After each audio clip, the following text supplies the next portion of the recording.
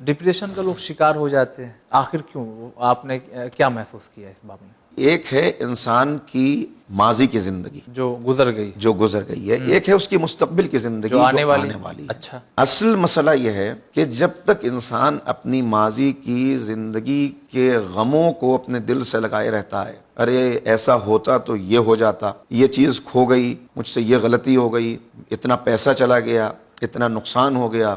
وہ گھر ہمیں مل جاتا لیکن وہ مل نہیں سکا، کاش کہ اس وقت اتنا پیسہ ہوتا تو یہ بزنس کہیں سے کہیں پہنچ جاتا۔ یہ سب ہیں ماضی کے پچھتاوے۔ یہ ماضی کے پچھتاوے انسان کے دل میں ایک غم کی کیفیت پیدا کرتے ہیں، اسی کو آپ ڈپریشن کہتے ہیں۔ یہ ہوئی ماضی کی بات، اور اب اگر مستقبل کے لیے انسان ہر وقت فکر مند رہے کہ کیا ہوگا آنے والے وقت میں، اگر حادثہ ہو گیا اور میں اس کے اندر مر گیا سڑک حادثے کے اندر تو میری اولاد کا کیا ہوگا، اگر یہ جاب چلی گئی تو کیا ہوگا،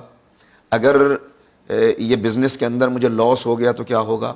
یہ سودا ہوا ہے لیکن وہاں سے پیسہ آنا ہے نہ آیا تو کیا ہوگا۔ یہ سارے مستقبل کی فکرات ہیں، اس کے نتیجے میں پیدا ہوتی ہے اینزائٹی۔ تو ڈپریشن اور اینزائٹی، ان دونوں کا تعلق انسان کے ماضی اور مستقبل سے ہے۔ جب تک وہ ماضی کے غموں کو دل سے لگائے رکھے گا اور ان کو نظر انداز کرنا نہیں سیکھے گا، ان کو بھولنا نہیں سیکھے گا، اللہ تعالیٰ نے بہترین نعمت عطا کی ہے اس کے لیے کہ انسان کا حافظہ بہت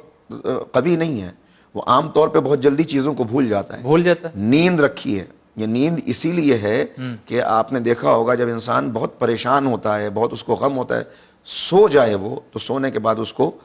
ذرا غم اس کا ہلکا ہو جاتا ہے۔ تو قدرتی طور پر قدرت نے ساری چیزیں وہ رکھی ہیں کہ آپ ماضی کے پچھتاووں سے بھی چھٹکارا حاصل کر لیں اور مستقبل کی فکرات سے بھی آپ کو آزاد کیا ہے۔ لیکن انسان کی یہ اپنی کمزوری ہے کہ وہ